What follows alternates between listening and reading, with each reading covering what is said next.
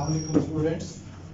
आज हम modern physics start कर रहे हैं। जो आपकी बुक में ये चैप्टर जो है वो केपीके की बुक में चैप्टर नंबर 18 है। मॉडर्न फिजिक्स और क्लासिकल फिजिक्स ये दो नाम क्यों दिए गए?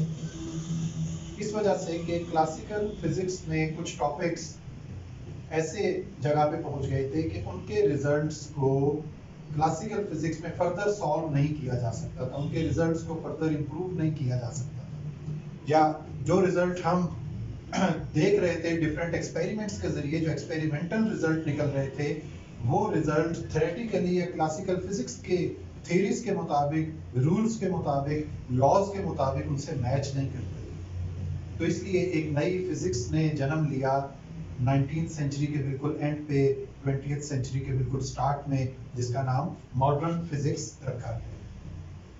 आपके चैप्टर के लिहाज से अगर हम इस टॉपिक को लेके चलें तो यहाँ पे दो हिस्सों में आप इस चैप्टर को पढ़ेंगे। पहले हिस्से में इसमें आपने रिलेटिविटी को पढ़ना है और दूसरे हिस्से में जाके इसके क्वांटम मैकेनिक्स को आपने पढ़ना है। तो दोनों मॉडर्न फिजिक्स के बहुत इंपॉर्टेंट टॉपिक्स हैं, बहुत दिलचस्प टॉपिक्स हैं। तो सबसे पहले हम चलते हैं, देखें कि रिलेटिविटी को आप कैसे समझेंगे। तो कई स्टूडेंट इसके ऊपर कमेंट भी करते हैं, पूछते भी हैं। कुछ स्टूडेंट तो यहाँ तक पूछते हैं कि वो कहते हैं कि हमें तो इस लफ्ज़ की समझ नहीं आती कि रिलेटिविटी, इस लफ्ज़ से आगे आप टॉपिक को कैसे अंडरस्टैंड करते हैं, समझते कैसे। तो चलें इस लफ्ज़ को आप देखें। तो अगर इस लफ्ज़ को ही आपने समझना है और यहाँ से टॉपिक को समझना शुरू करना है, तो हम एक स्टार्ट ऐसे लेते हैं कि हम कहते हैं हम इसका एंटोनिम देखते हैं, इसका ऑपोजिट वर्ड देखते हैं। तो इसका जो ऑपोजिट वर्ड है रिलेटिविटी का या रिलेटिव का, वो है एब्सोल्यूट। एब्सोल्यूट का मतलब मुकम्मल, किसी चीज का मुकम्मल होना। रिलेटिविटी उसका ऑपोजिट। अब रिलेटिविटी को हम समझने के लिए एक और लफ्ज पे जाते हैं, वो रिलेटिविटी से हम निकालते हैं रिलेटिव। रिलेटिव जैसे आपके रिश्तेदार। तो रिलेटिव में और एब्सोल्यूट में फर्क क्या हुआ? रिलेटिव और एब्सोल्यूट में ये फर्क हुआ कि आपके वालिद साहब, आपके रिलेटिव, रिश्तेदार, आपका उनसे रिश्ता क्या है कि वो आपके वालिद हैं या आप उनके बेटा या बेटी। इसी तरह उनका यही रिश्ता बाकी सबके साथ ऐसा नहीं है। आपके फूफो के साथ उनका रिश्ता ये भाई का बन गया, आपके चचा के साथ भाई का बन गया रिश्ता, आपके दादा के वो बेटे हैं। ठीक है, तो इस तरह डिफरेंट खानदान में आप उनके रिलेशंस को अगर फाइंड करेंगे तो वो हर एक के साथ डिफरेंट होते चले जाएंगे। तो ऐसी चीज को जिसको मुख्तलिफ जगह से मुख्तलिफ तरीके से ऑब्जर्व किया जा सके, या ऑब्जर्वर के रिजल्ट्स मुख्तलिफ निकले मुख्तलिफ जगह से ऑब्जर्व करने की वजह से, तो वो चीज रिलेटिव होती। तो इसी चीज को रिलेटिविटी का टॉपिक का बेसिक बनाया गया। और ये चीज यहाँ पे हम कैसे समझेंगे, या आइंस्टाइन ने इसको किस चीज के साथ कंपेयर किया। आइंस्टाइन से पहले क्लासिकल फिजिक्स में किन चीजों को हम एब्सोल्यूट और रिलेटिव के अंदर कंपेयर कर रहे थे? तो वो ऐसे था कि जैसे आप इसकी एक आसान सी एग्जांपल लेते हैं हम, कि हम ये कह रहे थे कि 4 लोग गाड़ी में बैठे हुए जा रहे हैं, मूव कर रहे हैं, ABCD। तो उसमें से एक पर्सन को हम चूज कर लेते हैं, C पर्सन को। तो हम कहते हैं C person is at rest with respect to A, B and D। तो ये बात A, B और D तक के लिए दुरुस्त हो गई। लेकिन एक और पर्सन बाहर से उनको देख रहा है, वो C को जानता भी है, तो वो कहता है कि C is moving with respect to me. उस पर्सन को E कह देते हैं। So with respect to E, person C is moving, but with respect to A, B and D, person C is at rest. So it means C has two positions. C has two observations. तो C की दो different observations आ रही हैं, तो इसलिए हम कहते हैं कि C is not absolute, C is relative. और motion is not absolute, motion is relative. Rest is not absolute, rest is relative. तो यहाँ तक आपने ये बात इससे पीछे काइनेमेटिक्स में, क्लासिकल फिजिक्स में समझी भी थी। इसी तरह किसी पोजीशन के लिहाज से कि हम कहें कि कोई शख्स कहाँ पे मौजूद है, तो वो आप उसकी पोजीशन को भी रिलेटिव कर सकते हैं। अब एक और एग्जांपल हम इसमें लेते हैं। मसलन हम ये कहते हैं कि सन सबके लिए एब्सोल्यूट है, जो जमीन पे लोग रहते हैं सबके लिए वो सन है। तो उसके लिए क्या है कि रोजाना वो सुबह निकलता है तो लोगों को हीट देता है, लाइट देता है, तो सबके लिए वो एक जैसा है। अब जो प्लेनेट से बाहर कोई और लोग रहते हों अगर, तो उनके लिए वो एक दूर का स्टार है। हमारे सोलर सिस्टम के लिए तो वो सन है, लेकिन तो बहुत दूर से सोलर सिस्टम के बाहर से, इवन गैलेक्सी के बाहर से इसको ऑब्जर्व कर रहे हैं एक स्टार है। तो वो उनके लिए एक स्टार बन गया और हमारे लिए वो एक सन बन गया, और हमारे लिए एक और पोजीशन उसकी क्या आ गई कि हम उसके गिर्द अर्थ पे रहते हुए रिवॉल्व करते हैं। वो तो रिवॉल्व नहीं कर रहे, जो बहुत दूर से देख रहे हैं। तो इस तरह उनकी ऑब्जर्वेशन सन के लिए डिफरेंट हो गई, हमारी ऑब्जर्वेशन सन के लिए डिफरेंट हो गई। पूरी जमीन पे रहने वाले लोगों के लिए सन क्या था? एब्सोल्यूट था, लेकिन बाहर से जब देखें तो इसकी एक और ऑब्जर्वेशन आ गई। सो इट मींस कि ये भी एब्सोल्यूट नहीं है, ये भी रिलेटिव। सो रिलेटिविटी का मतलब कि डिफरेंट इवेंट्स के लिए डिफरेंट ऑब्जर्वर्स की जो ऑब्जर्वेशन है वो डिफरेंट हो सकती है। तो यही चीज जब स्पेस के लिए चेक की गई तो वो तो सारे लोगों को आसानी से समझ आ रही थी, जैसे अभी आपको रेस्ट और मोशन की example the.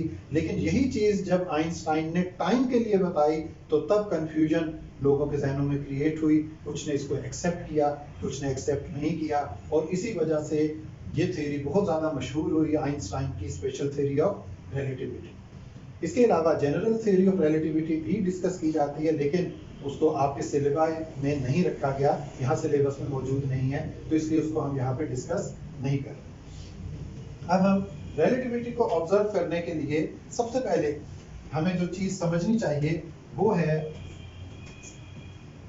Frame of reference.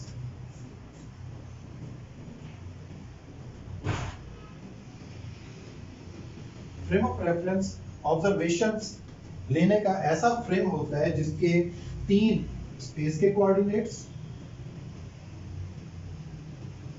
इस तरह से x, y और z, और एक इसमें टाइम मेजर करने के लिए भी क्लॉक लगाया जाता है।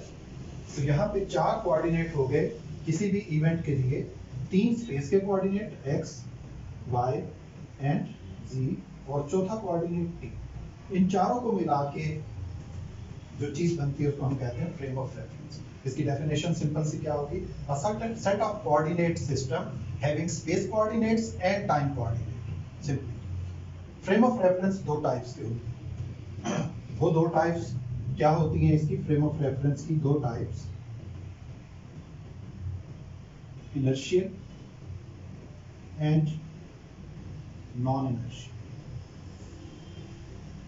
इनर्शियल को हम कहते हैं नॉन एक्सेलरेटेड, यानी इसमें एक्सेलरेशन नहीं होती, और नॉन इनर्शियल को हम कहते हैं एक्सेलरेटेड। अब फ्रेम ऑफ रेफरेंस को आप कैसे समझेंगे? फ्रेम ऑफ रेफरेंस कहीं से भी चूज किया जा सकता है। मसलन हम इस जगह पे हम कहते हैं कि ये बोर्ड एक फ्रेम ऑफ रेफरेंस है, इसके ऊपर हम एक डॉट चूज कर लेते हैं। तो इसके क्या कोऑर्डिनेट्स हैं बोर्ड के लिहाज से? इसका x कोऑर्डिनेट क्या है, y कोऑर्डिनेट क्या है, z कोऑर्डिनेट क्या है, और टाइम, किस टाइम पे हम ये ऑब्जर्वेशन ले रहे हैं, यहाँ से भी ली जा सकती है। फ्रेम ऑफ रेफरेंस को बड़ा भी किया जा सकता है, पूरी अर्थ को भी एक फ्रेम ऑफ रेफरेंस लिया जा सकता है, पूरी यूनिवर्स को भी एक फ्रेम ऑफ रेफरेंस लिया जा सकता है। सो इट मींस के फ्रेम ऑफ रेफरेंस को आप चाहे तो जितना मर्जी छोटा कर लें अपने ऑब्जर्वेशन लेने के लिए, चाहे तो जितना मर्जी इसको बड़ा कर लें। अब आ जाए इसको समझने के लिए एग्जाम्पल, रिलेटिविटी की जो एग्जाम्पल्स हैं उनके जरिए इसको समझा जाता है।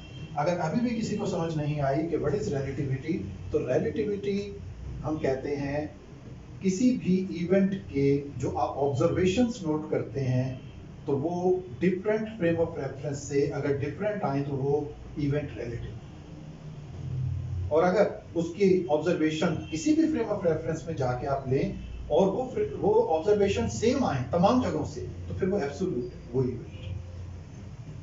ये रिलेटिविटी की बेसिक डेफिनेशन आ गई। अब इसकी एग्जांपल से आप समझेंगे। हम एक एग्जांपल लेते हैं कि एक बच्चा बॉल से खेल रहा है एक चलती हुई ट्रेन के अंदर। वहां पे ट्रेन में और लोग भी बैठे हैं, उनमें से एक पर्सन ऑब्जर्वेशन ले रहा है कि ये बॉल को उछालता है और वापस नीचे कैच करता है। तो वो उसकी मोशन की जो है वो देखता है कि ये मोशन किस तरह की हो रही है, वर्टिकल है, प्रोजेक्टाइल है, किस तरह की मोशन हो रही है, और टाइम नोट करता है, यानी डिफरेंट पैरामीटर्स उसी मोशन के नोट कर रहे हैं। ट्रेन तेजी से गुजरती हुई एक प्लेटफॉर्म से गुजरती है, तो प्लेटफॉर्म पे एक और पर्सन बैठा हुआ है, वो भी देखता है कि ट्रेन के अंदर एक बच्चा बॉल से खेल रहा है, उसे उछालता है और बार बार कैच करता है। तो अब ये दो डिफरेंट ऑब्जर्वर्स हो गए, इवेंट एक ही है, एक बच्चा बॉल से खेल रहा है। जो ट्रेन के अंदर वाला ऑब्जर्वर है, उसके लिहाज से वो बच्चा रेस्ट पे है, तो वो एक ही फ्रेम ऑफ रेफरेंस में आ गए, तो वो रेस्ट का फ्रेम ऑफ रेफरेंस बन गया। बाहर से जो नोट कर रहा है, उसके लिहाज से यूनिफॉर्म वेलोसिटी से ट्रेन ट्रेवल करते हुए जा रही है, तो उसके लिए वो मूविंग फ्रेम ऑफ रेफरेंस बन गया। लेकिन दोनों के दोनों इनर्शियल है ध्यान में, क्योंकि रिलेटिविटी या स्पेशल थ्योरी ऑफ रिलेटिविटी, अभी इसके हम पोस्टुलेट्स पे पहुंचेंगे, वो अप्लाई होती है सिर्फ और सिर्फ किस पे, इनर्शियल फ्रेम ऑफ रेफरेंसेस पे, नॉन इनर्शियल पे अप्लाई नहीं हो सकती। पहला postulate relativity, special theory of relativity का क्या है, all laws of physics are valid in all inertial frames of references। या अगर लिखने को भी आ जाए तो सबसे पहले आपने पोस्टुलेट से लिखना है। Number 1 postulate, all laws of physics are valid in all inertial frames of references। दूसरा postulate, speed of light is a universal constant in a vacuum। Vacuum के अंदर इसकी किसी भी ऑब्जर्वर के लिए, चाहे वो कैसे भी उसे नोट कर रहा हो, स्पीड ऑफ लाइट की वैल्यू चेंज नहीं होती। दैट इज 3 × 10⁸ मीटर पर सेकंड। ये दो पोस्टुलेट्स आपने इसके लिखने हैं।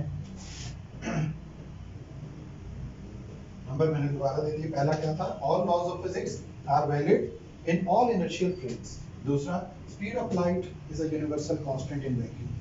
वैक्यूम के अंदर इसकी जो वैल्यू है वो हमेशा क्या रहेगी, कांस्टेंट रहेगी। किसी भी फ्रेम ऑफ रेफरेंस में स्पीड ऑफ लाइट के ऑब्जर्वेशन लेंगे, इनिशियल फ्रेम ऑफ रेफरेंस में उसका एक ही आंसर आएगा, और वो क्या होगा, 3 × 10⁸ मीटर पर सेकंड। अब दोबारा वापस आ जाए उसी एग्जांपल पे, कि एक ही इवेंट को दो डिफरेंट जगह से देखा जा रहा है, इसको कहा जाता है साइमल्टेनिटी। साइमल्टेनिटी मीन कि एक ही इवेंट को साइमल्टेनियसली दो डिफरेंट फ्रेम्स ऑफ रेफरेंसेस से ऑब्जर्व किया जा रहा है। तो उसका रिजल्ट क्या निकलेगा, देखें उसका रिजल्ट ये निकलेगा कि जो ट्रेन के अंदर ऑब्जर्वर इनसाइड ट्रेन, जो ऑब्जर्वर है वो सपोज टाइम नोट करता है 2 सेकंड उस इवेंट का, कि बॉल उछाली और वापस कैच की। तो जो बाहर से नोट करेगा outside train, observer shall note that t prime नया टाइम नोट करेगा जो कि t से लेस होगा, क्योंकि इसके लिहाज से मूवमेंट हो रही है। तो t प्राइम एक नया टाइम नोट किया जाएगा जिसकी वैल्यू क्या होगी, उसकी वैल्यू t से लेस होगी, यानी लेस देन 2 सेकंड वो नोट करेगा। वो कहेगा बच्चे ने बॉल 2 सेकंड से कम में कैच की है, जबकि जो ट्रेन के अंदर से ऑब्जर्वेशन ले रहा है वो कहेगा इसने 2 सेकंड में की है। सो इट मींस के टाइम रिलेटिव हो रहा है यहाँ पे इस इवेंट के अंदर दो डिफरेंट ऑब्जर्वर्स के लिए। ये नई बात थी जो आइंस्टाइन ने लगाई। इसी तरह एक और एग्जांपल इसमें दी जाती है बहुत मशहूर, उसको कहा जाता है ट्विन पैराडॉक्स। आपने भी इस टॉपिक को अगर लिखना हो तो वो आप एग्जांपल्स की मदद से लिखेंगे। ट्विन पैराडॉक्स, ट्विन पैराडॉक्स ये बताता है कि अगर दो ट्विन्स हैं, सपोज हम उसकी कर लेते हैं कि एज है 20 इयर्स, एक उन ट्विन में से एक को कहा जाता है कि वो जमीन पे ही रहे और एक को स्पेस ट्रेवल पे भेज दिया जाए, जो हाई स्पीड पे स्पेसशिप में ट्रेवल करके कुछ अरसे बाद वापस आए। तो उसके रिजल्ट्स क्या होंगे, उसके रिजल्ट ये होंगे कि जो जमीन पे रहने वाला पर्सन है, दूसरा ट्विन, उसकी एज बढ़ चुकी होगी और जो ट्रेवल करके आएगा उसकी एज उतनी नहीं बढ़ी होगी, वो यंग होगा, और यहाँ पे रहने वाला हो सकता है उस वक्त तक बूढ़ा हो चुका हो। तो ये जो डिफरेंस आ रहा है उनके टाइम पास करने में, इसको हम कहते हैं टाइम डायलेशन, कि हाई स्पीड पे टाइम डायलेट कर जाता है, जैसे इस ऑब्जर्वर के लिए किया था, क्योंकि ये हाई स्पीड पे गुजरता हुआ देख रहा था ट्रेन को, तो इसके लिए टाइम डायलेट कर गया। डायलेट का मतलब होता है टाइम का कम हो जाना। जैसे अगर 1 सेकंड के इंटरवल को हम किसी जगह पे मार्क करें कि यहाँ से यहाँ तक है, तो वो फैल जाए, तो वही 1 सेकंड फैल गया। अब उसमें से गुजरने में क्या होगा, आप स्लो होंगे, टाइम आपके लिए स्लोली पास करेगा। तो स्पेशल थ्योरी ऑफ रिलेटिविटी के बेसिक लेक्चर में आज हमने क्या सीखा कि व्हाट इज रिलेटिविटी। आप रिलेटिविटी को कैसे समझेंगे, इसको आपको समझने के लिए एक लफ्ज और दिया एब्सोल्यूट का, एब्सोल्यूटिज्म का, कि रिलेटिविटी ऑपोजिट है बिल्कुल एब्सोल्यूटिज्म के। एब्सोल्यूटिज्म इज दिस कि किसी भी इवेंट की ऑब्जर्वेशन कहीं से भी ली जाए वो सारी जगह से एक जैसी आएगी, जबकि रिलेटिविटी ये बताती है कि किसी भी इवेंट की observation different frames of references से ली जाए, डिफरेंट जगह से ली जाए, तो वो डिफरेंट आएगी और उसके रिजल्ट्स डिफरेंट होंगे। This is called relativity. तो होपफुली आपको ये लेक्चर समझ आ गया होगा और पसंद भी आएगा। Thank you very much.